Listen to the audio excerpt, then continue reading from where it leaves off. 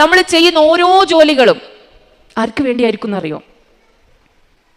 വീട്ടുകാർക്ക് വേണ്ടി ആയിരിക്കൂല, ഭർത്താവിന് വേണ്ടി ആയിരിക്കൂല, ഭർത്താവിന്റെ പ്രായമായ മാതാപിതാക്കൾക്ക് വേണ്ടി ആയിരിക്കൂല.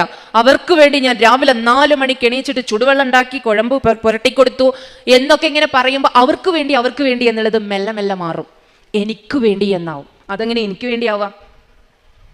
ഞാൻ എൻ്റെ കുടുംബത്തിൽ ചെയ്യുന്ന ഓരോ സേവനങ്ങളും സഹായങ്ങളും സഹായമല്ല, ഞാൻ ചെയ്യേണ്ടതാണ്. അത് എനിക്ക് വേണ്ടിയാണ്. അതെൻ്റെ തുലാസിൽ ഇങ്ങനെ കനം തൂങ്ങിക്കൊണ്ടിരിക്കുക.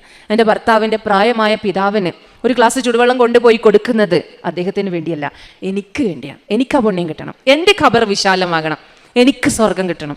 അതിൽ നമുക്ക് സ്വാർത്ഥതയൊക്കെ ഉണ്ടാവും, അതിനൊരു കുഴപ്പമില്ല. അവിടെ നമുക്ക് സ്വാർത്ഥത കാണിക്കാം. നമുക്ക് സ്വർഗം കിട്ടാനും നമ്മുടെ ഖബർ വിശാലാവാനും നമ്മുടെ ബർസഹി ജീവിതം ഏറ്റവും സന്തോഷത്തോടു കൂടി ആവാനൊക്കെ നമുക്കിങ്ങനെ സ്വാർത്ഥത കാണിച്ച് പ്രാർത്ഥിക്കാം, ഒരു പ്രശ്നമില്ല. അപ്പോൾ ചെയ്യുന്ന ഓരോ ജോലികളും എനിക്ക് വേണ്ടിയോ? ഇത് നല്ല രസമുണ്ടല്ലോ. സംസാരിക്കുമ്പോൾ വേണ്ട, ഇങ്ങനെ പറയണ്ട, ചെയ്തതിൻ്റെ പുണ്യം കളയണ്ട. ഒരുപാട് നന്മകൾ ഞാനിങ്ങനെ ഒരു കൂട്ടി വെച്ചോണ്ടിരിക്കുക. ഞാനായിട്ട് എൻ്റെ നാവ് കൊണ്ട്, എൻ്റെ സംസാരം കൊണ്ട് എൻ്റെ നന്മകളെ കരിച്ച് കളയണ്ട.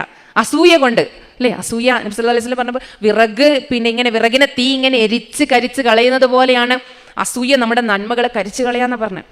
തീരെ നമുക്ക് സഹിക്കാൻ പറ്റാത്ത കാര്യങ്ങളാണ്.